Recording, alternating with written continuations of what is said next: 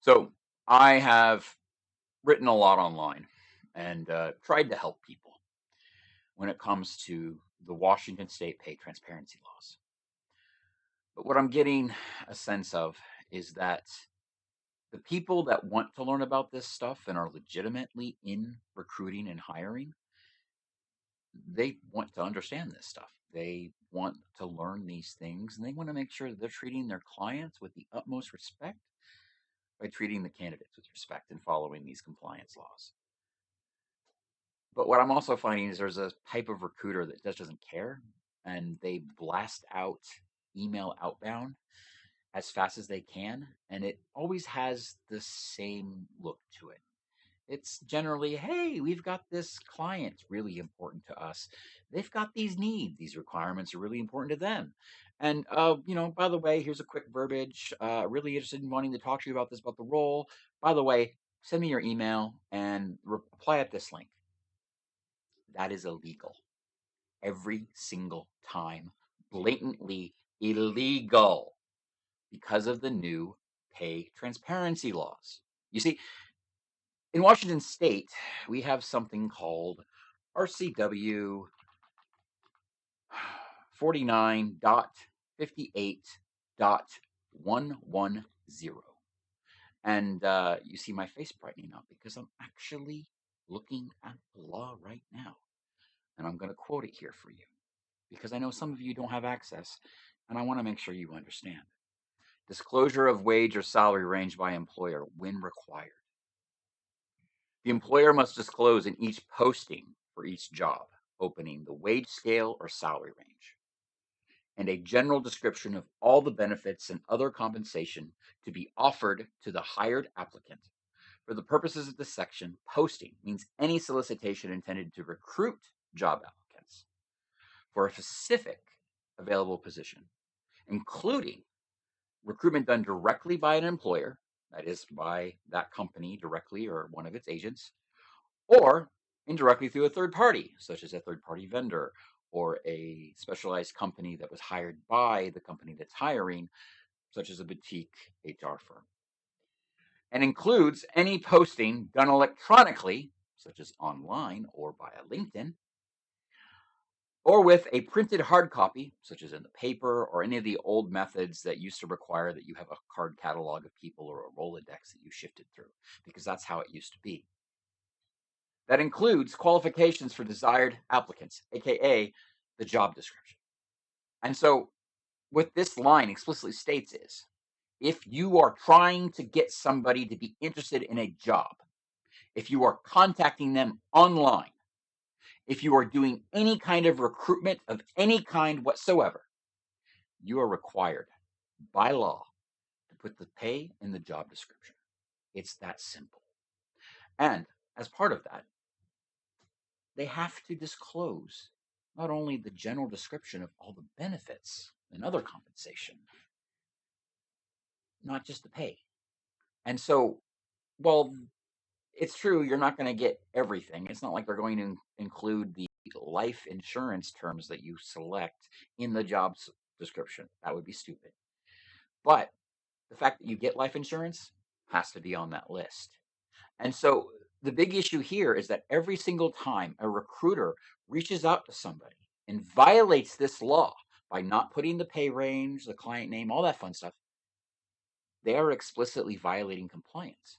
And that means every single time a recruiter reaches out and the first thing they ask for is a resume and there's no rate information, there's no information on the client, who they are, and it's all very abstract in general, they have broken the law.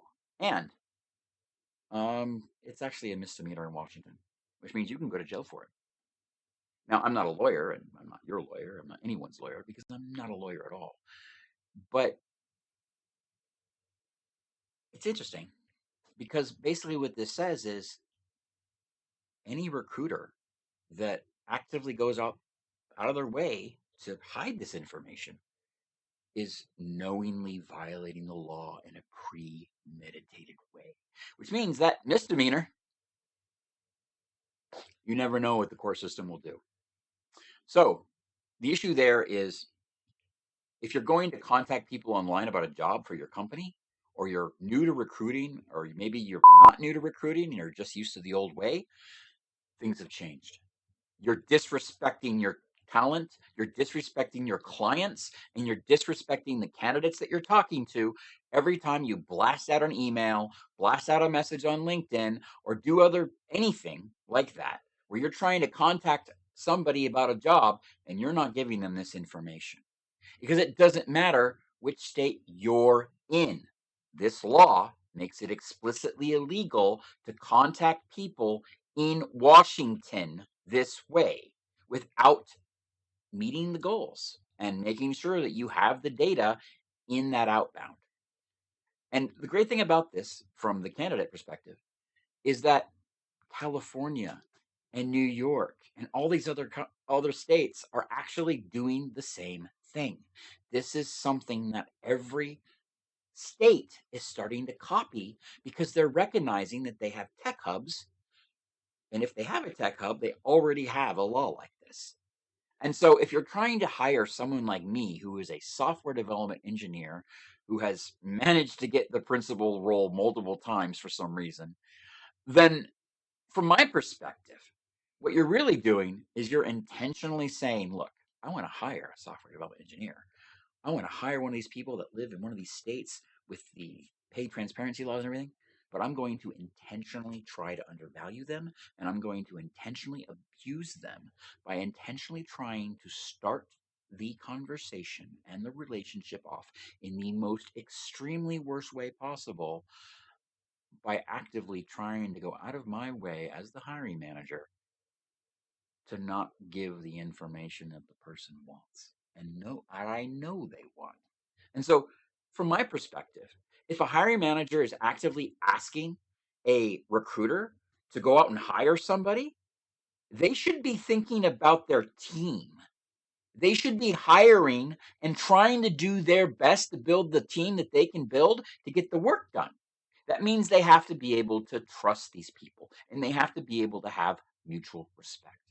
That is not going to happen if your company reaches out to me, abuses my laws for my state, actively refuses to tell me what you're going to offer me, and then tries to take advantage of me later on in the process. That's just not going to work.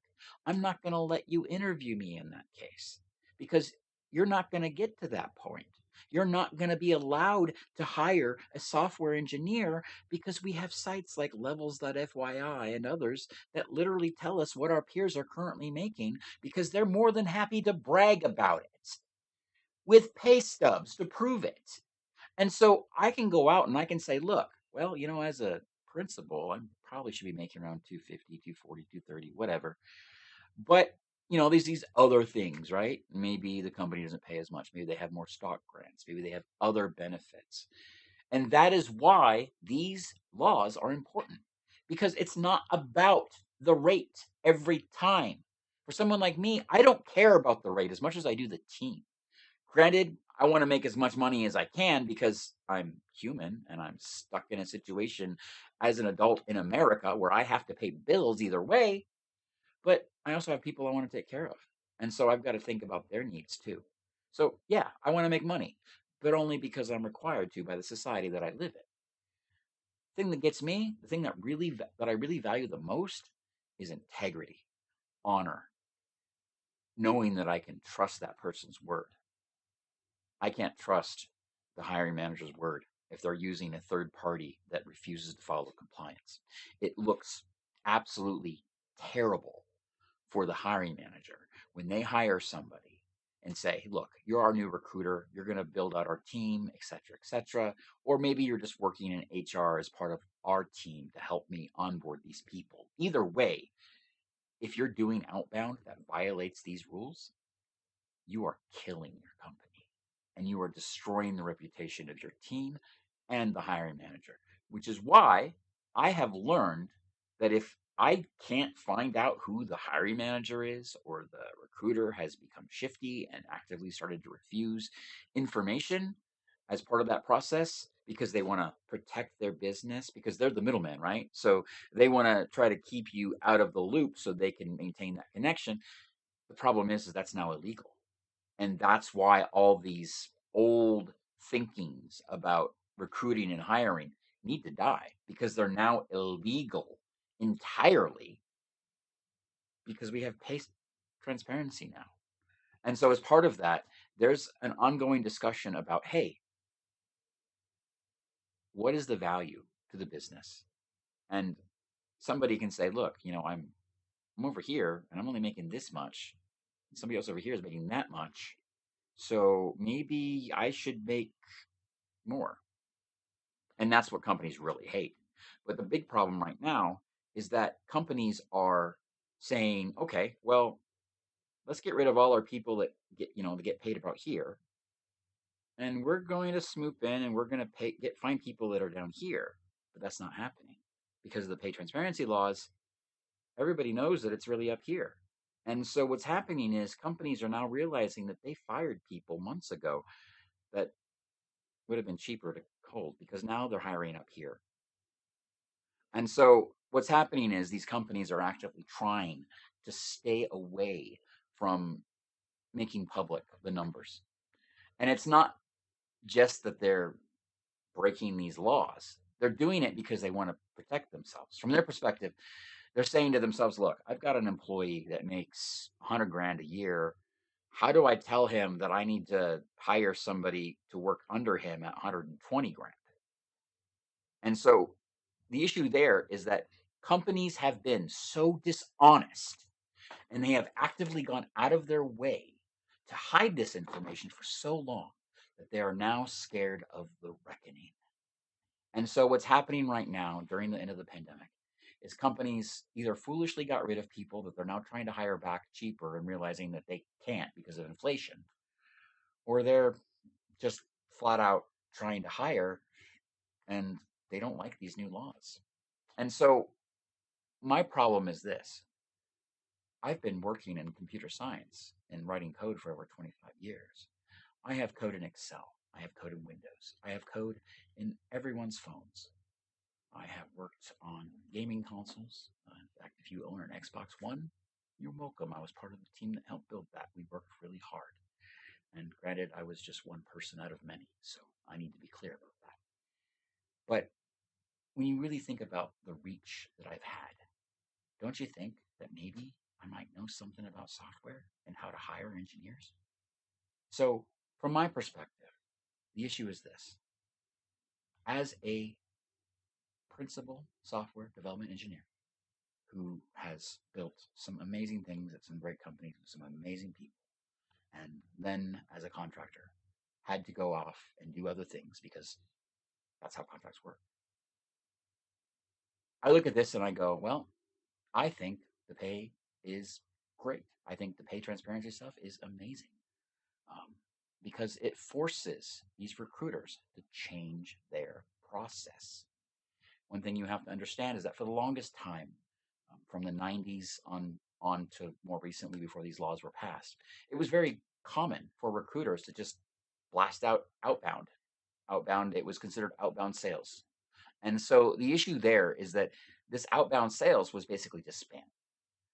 It was, here, we've got a job, here's a link, really important client, half a paragraph of verbiage. Are you interested? Please apply. Very generic, not personalized, and generally out of a template. That is illegal now because their old templates all had these overly generic, hey, I'm not going to tell you the name of the client. Well, guess what? That's illegal now.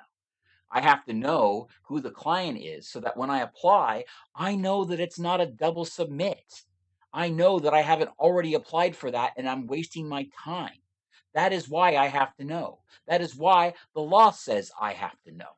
Because I don't want to hurt myself and hit the wall applying to the same job multiple times because that makes me look bad. And if you're not willing to tell me the name of the client is, then I can't do that check. I can't do that due diligence, and it makes me look bad. So, no, it's not just about compliance. It's about you having my back and me being able to have yours. So you don't look bad when I apply to a job that I've already applied to, and your AE comes out of nowhere and says, look, We've got a double submittal. Our client is pissed. Did we get an RTR? Well, no, I refused to give him that information, and here's our textual record that shows that I didn't follow any of these laws. Well, guess what? You just screwed yourself. And you did it while I was trying to help you. And so, from my perspective, as the candidate, it is absolutely critical that recruiters understand that what they consider to be their job has dramatically changed.